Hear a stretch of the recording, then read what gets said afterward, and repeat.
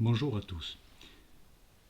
Ce cours aujourd'hui a pour objet, a pour mission de faire un peu de politique fiction. Et de politique fiction qui soit basée bien entendu sur la parole de Dieu et en particulier sur les textes de Genèse 47, qui sont les textes qui concernent le travail que Yosef a effectué en Égypte. Pourquoi ? Eh bien tout simplement parce que dans ce cadre-là, Yosef est sorti de prison, donc il a interprété les rêves de Pharaon, il a annoncé à celui-ci tout sur les années d'abondance et sur les années de famine, et ensuite il a été nommé à la droite de Pharaon en quelque sorte pour être son premier ministre.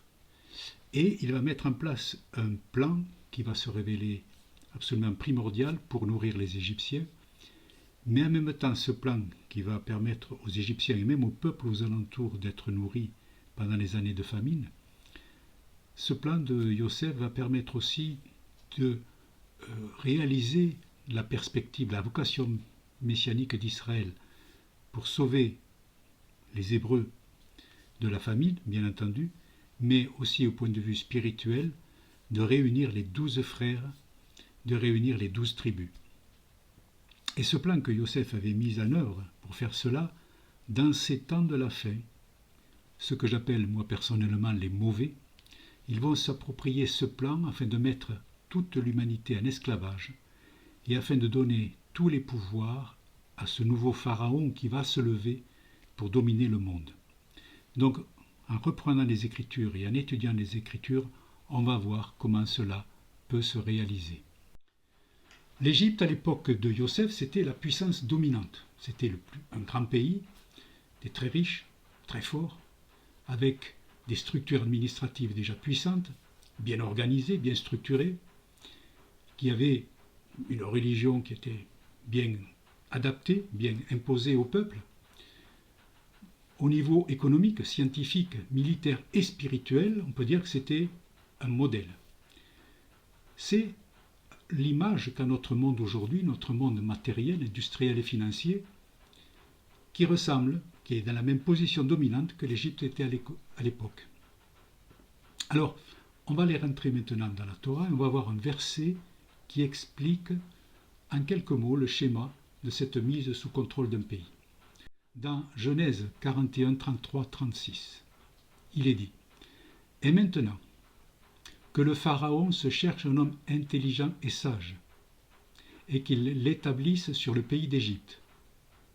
Que le Pharaon fasse cela et qu'il propose des commissaires sur le pays, et qu'il lève le 5e du pays d'Égypte pendant les 7 années d'abondance, et qu'il rassemble tous les vivres de ces bonnes années qui viennent, et qu'ils amassent le blé sous la main de Pharaon pour nourriture dans les villes, et qu'il le garde. Et les vivres seront une réserve pour le pays, pour les 7 années de famine qui seront dans le pays d'Égypte, et le pays ne sera pas détruit par la famine. » Voilà déjà un bon programme. Quelques petites recherches sur des mots intéressants, parce que en hébreu, vous savez qu'il est important de retrouver la racine des mots pour pouvoir voir quelle est l'idée qu'il y a derrière. D'abord, cette expression, l'homme intelligent et sage. Alors, intelligent, ça se dit, dans le texte, c'est écrit navon. Et la racine, c'est bin. Et d'après le sens de dictionnaire Strong, ça veut dire intelligent, sage, habile, habile à parler, éloquent, habile, initié à la science mystique. Ça c'est intéressant aussi. Donc ça, c'est l'homme intelligent. L'homme sage, sage, c'est chacham. La racine, c'est chacham. Et dans Strong, ça veut dire habilité dans un travail, sage en administration, sagace, astucieux, rusé, subtil, instruit, réfléchi, prudent, sage moralement et religieusement. Alors, il est à noter une chose, et ça, bon, après, je vous invite à rentrer dans les études de la Yeshiva Soudet David pour comprendre ce que je vais dire, parce que ces deux qualités, intelligence et sagesse, font référence à deux sphirotes, qui sont en haut, tout à fait en haut, qui sont Bina et Chorma. Ce sont les deux sphirotes qui se trouvent au sommet de l'arbre de vie, et ce sont des sphirotes très importantes, puisqu'elles sont vraiment, ce sont finalement les sphirotes qui annoncent celle du Mashiach. Ensuite, les commissaires. Alors les commissaires, en hébreu, c'est pakidim. Et la racine vient de pakad. Dans Strong, on trouve cette définition. Ça veut dire commissaire, délégué, préposé, fonctionnaire. Voilà. Rien de neuf.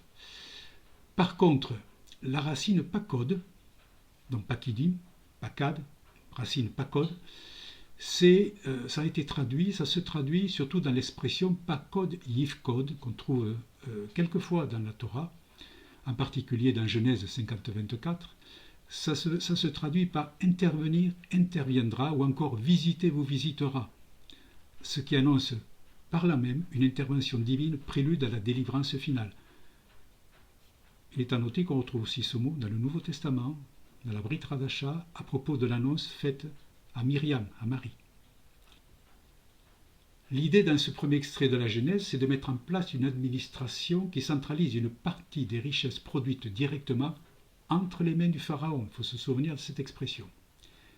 Et cette récupération des richesses va se faire au travers de commissaires, qui sont des commissaires décentralisés, on peut imaginer dans chaque cité, afin de pouvoir percevoir et conserver les richesses produites. C'est une structure administrative pyramidale. J'ajoute que c'est tout à fait logique vu que nous sommes déjà en Égypte. Mais enfin bon, c'est une structure pyramidale. Vous savez, il n'y a pas qu'en Égypte qu'on trouve ce genre de structure. Par exemple, si on regarde chez nous en Europe aujourd'hui, on sait que cette structure existe déjà et elle fonctionne. Et de plus en plus chaque jour, nous le voyons, là nous sommes en décembre 2021, et nous le voyons chaque jour fonctionner de la même façon, c'est-à-dire que les gouvernements dans chaque pays sont dans cette structure, ils correspondent en gros, ils ne sont que des commissaires finalement, ils ne sont pas, vous savez, les gouvernements que nous avons aujourd'hui ne sont que des exécutants, hein. Ils ne font qu'exécuter. Moi qui ai la possibilité de voir ce qui se fait dans divers pays, on voit que toutes les décisions sont prises au même moment, avec les mêmes motifs, pour les mêmes raisons. C'est-à-dire qu'on a des gouvernants, quelle que soit leur couleur politique, qui ne sont que des agents exécutants de ce qui vient d'en haut, et au-dessus d'eux, qu'est-ce qu'il y a? Il y a toute l'administration européenne, qui est elle aussi sûrement qu'un exécutant par rapport à ce qui est encore au-dessus d'elle. On en parlera plus tard. Bref, c'est ce qu'on appelle une structure pyramidale. Et tout cela, et tous ces dirigeants, il y a quand même là aussi une continuité dans leur... parce qu'il faut écouter ce qu'ils disent aussi quand même. Ils appellent tous à une coordination, surtout par les temps de pandémie. La pandémie, elle est très pratique pour faire cela. On se demandait si elle n'a pas été créée exprès d'ailleurs. Et c'est pour ça que tous les dirigeants appellent à la mise en place d'une coordination mondiale afin de gérer les difficultés gérées par la pandémie, les difficultés financières, les difficultés... Ah, j'oubliais le temps, bien entendu, la météorologie et les fameuses... tout ce qui tourne autour des altérations climatiques. Donc tout ça, ça appelle à une coordination mondiale, une centralisation. On retrouve la tour de Babel. On retrouve la tour de Babel. On est strictement dans le même cas de figure. Et tout cela, c'était de faire remonter ce pouvoir décisionnaire dans la main d'un homme intelligent et sage. Au niveau mondial, c'est... Bon, on voit que c'est Yosef, puis le pharaon. Et puis là, au niveau mondial, on voit une espèce de comité des chefs qui doit se mettre en place. En vue de tout remettre entre les mains de Pharaon, justement, la bête qui va finir par se révéler. Donc, pensez toujours que nous sommes dans quelque chose de connu, qui a été annoncé, et que finalement, rien de nouveau sous le soleil, on va retrouver ce qui a été déjà fait plusieurs milliers d'années avant nous. Alors ensuite, les années de fertilité. Donc, il faut bien en profiter de la fertilité. C'est l'abondance. On trouve ça, par exemple, en Genèse 41, versets 47 à 49, où il est dit « Et la terre rapporta à pleine main pendant les 7 années d'abondance. Et Joseph rassembla tous les vivres des 7 années qui furent dans le pays d'Égypte, et mit les vivres dans les villes. Il mit dans chaque ville les vivres provenant des champs qui étaient autour d'elle, et Joseph amassa du blé comme le sable de la mer, une immense quantité, jusqu'à ce qu'on cessa de compter parce qu'il était sans nombre. » C'est l'abondance, l'argent facile, l'argent coule à flot, les bourses montent, les entreprises dégagent des profits, les dirigeants mondiaux aussi, les salariés un petit peu moins. Bon, donc voilà, c'est ça qui est encore, même pendant la pandémie aujourd'hui, on a vu que pendant l'année 2020 en particulier, ou 2021, même début de l'année 2021, on a vu que les grandes entreprises mondiales ont continué à accroître leurs profits de façon quelquefois tout à fait extraordinaire. Et je dirais même, je ne parle pas de malhonnêteté, mais enfin on dirait que c'est quelque chose qui est extraordinaire à voir, parce que c'était par dizaines, voire centaines de milliards que leur richesse s'est accrue. Et tout cela alors que les gens commencent à avoir des tas de problèmes au niveau de leur vie de tous les jours. Ensuite, bon, je passe quelques étapes. On voit que la famine arrive, les frères et le père de Yosef viennent en Égypte, ils sont mis sur une terre à part, à Goshen, et la famine continue et elle s'intensifie. En Genèse 47, 13, il y a quelque chose d'intéressant. Il n'y avait pas de pain dans tout le pays car la famine était très intense et le pays d'Égypte et le pays de Canaan étaient épuisés à cause de la famine. Épuisés, qui est l'ahar suivant le Strong. Le dictionnaire Strong, ça veut dire languir, s'évanouir, étonner, effrayer. Le mot effrayer est important. Car c'est un état de fait, la crise est là et elle est générale. Les peuples sont sans ressources. Le désespoir et la peur de manquer vont conduire les peuples à prendre des décisions ultimes, à se vendre aux plus puissants. Et la peur, c'est un levier extraordinaire pour transformer les peuples en moutons dociles. La peur qui nous tient et qui nous conduit à demander nous-mêmes d'être privés de liberté. Genèse 47, 14. On continue. Joseph recueillit tout l'argent qui se trouva dans le pays d'Égypte et dans le pays de Canaan pour le blé qu'on achetait, et Joseph fit entrer l'argent dans la maison de Pharaon. On est au niveau 1 du plan. Mécanisme simple, pénurie de nourriture, plus inflation des prix, à coup sûr. Elle commence en ce mois de décembre 2021. Elle commence l'inflation, vous allez voir que c'est un outil terrible. Tout cela entraîne un assèchement de la masse monétaire, et les peuples, car les peuples achètent les biens essentiels pour vivre, par exemple ici le blé. L'argent liquide disparaît, puisqu'il est centralisé dans la maison de Pharaon. Et comme il n'y a plus d'argent, l'économie commence à s'écrouler aussi. En Genèse 47, 15, 17. Et quand l'argent du pays d'Égypte et du pays de Canaan fut épuisé, tous les Égyptiens vinrent à Joseph disant « Donne-nous du pain. Et pourquoi mourrions-nous devant toi, car l'argent manque ?» Et Joseph dit « Donnez votre bétail, et je vous donnerai du pain contre votre bétail. Si l'argent vous manque. » Ils amenèrent leur bétail à Joseph, et Joseph leur donna du pain contre des chevaux, et contre des troupeaux de menu bétail, et contre des troupeaux de gros bétail, et contre des ânes. Et il les fournit de pain cette année-là contre tous leurs troupeaux. Plus de disponibilité financière dans tous les peuples. Les ressources monétaires et l'épargne ont été confisquées par le pouvoir central. Niveau 2 du plan. Tous les biens des peuples sont récupérés contre les subsides permettant de vivre. Les moyens de production privés n'existent plus. Tout appartient à l'État. Là aussi, on retrouve ce qui se passe dans une dictature, où la propriété privée n'existe plus et où les droits de l'homme et la liberté ont été supprimés.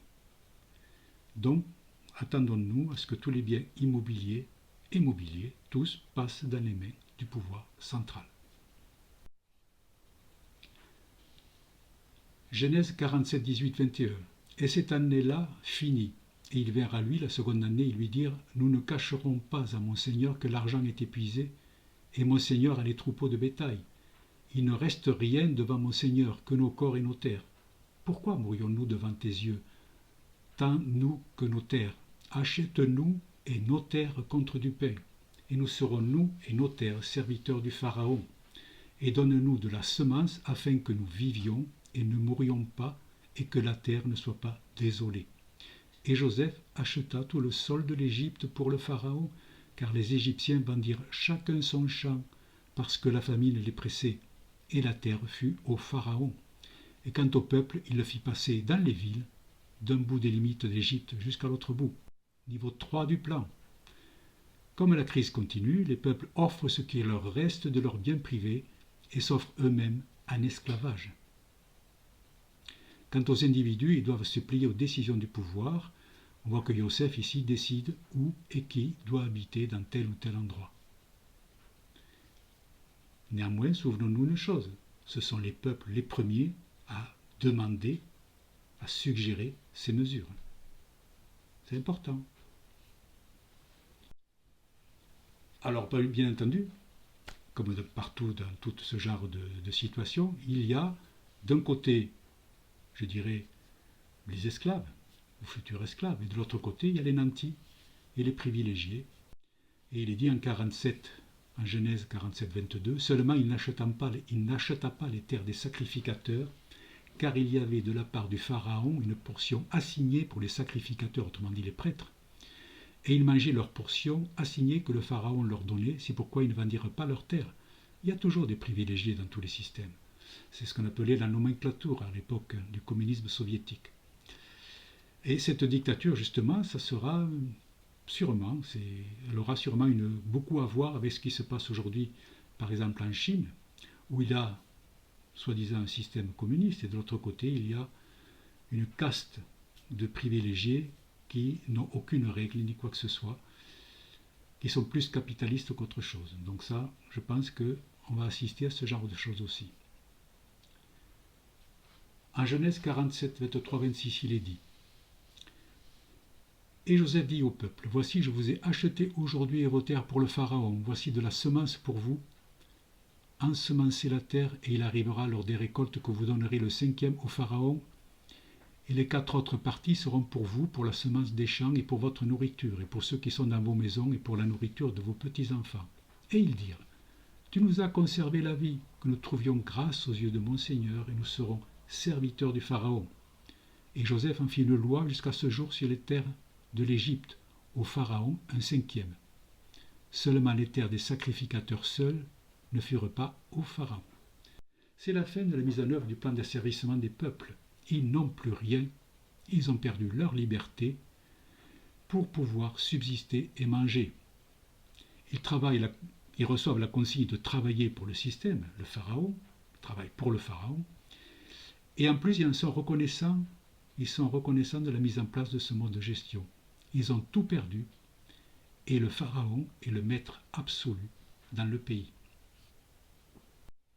Et en conclusion, on peut dire que c'est à ce moment-là qu'apparaîtra la bête, qui se fera l'égal de Dieu, où il est dit en Apocalypse 13, 5, 7, et il lui fut donné une bouche qui proférait des grandes choses et des blasphèmes, et le pouvoir d'agir 42 mois lui fut donné. Et elle ouvrit sa bouche en blasphème contre Dieu pour blasphémer son nom et son habitation, et ceux qui habitent dans le ciel. Il lui fut donné de faire la guerre aux saints et de les vaincre, et il lui fut donné pouvoir sur toute tribu et peuple et langue et nation. Donc en conclusion, je ne prétends pas connaître l'avenir, mais il est nécessaire de comprendre les temps dans lesquels nous vivons.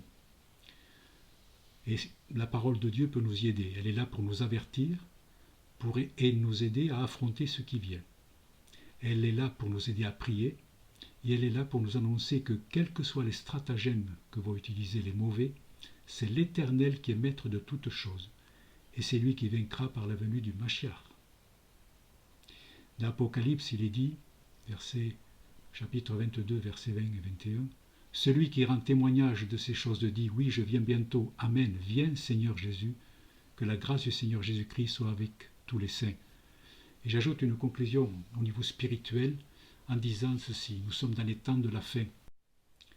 Car le combat qui se livre aujourd'hui n'est pas que dans le monde physique, il est aussi et même surtout dans le monde spirituel. Tout ce que vous voyez autour de vous, c'est dans le monde spirituel que ça se déroule aussi.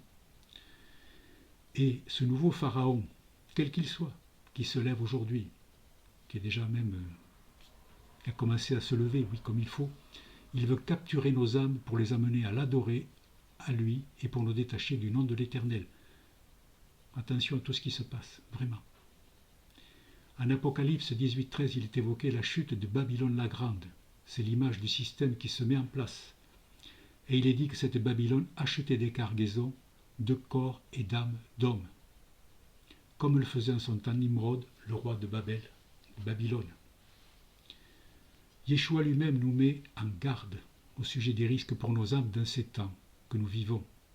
Comme en Matthieu 10, 28, « Ne craignez pas ceux qui tuent le corps et qui ne peuvent tuer l'âme.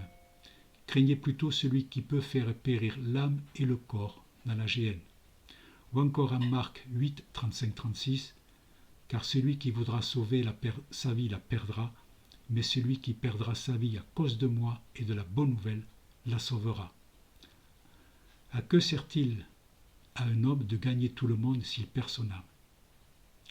Quel est le remède pour cela? C'est la sanctification. Or le Dieu de paix lui-même vous sanctifie entièrement, et que votre esprit et votre âme et votre corps tout entier soient conservés sans reproche en la venue de notre Seigneur Jésus-Christ, Yeshua, le Mashiach à venir. Oui, tout cela, c'est la sanctification qui permet de le faire. Comment nous sanctifier? C'est simple, en revenant au fondement de la Torah.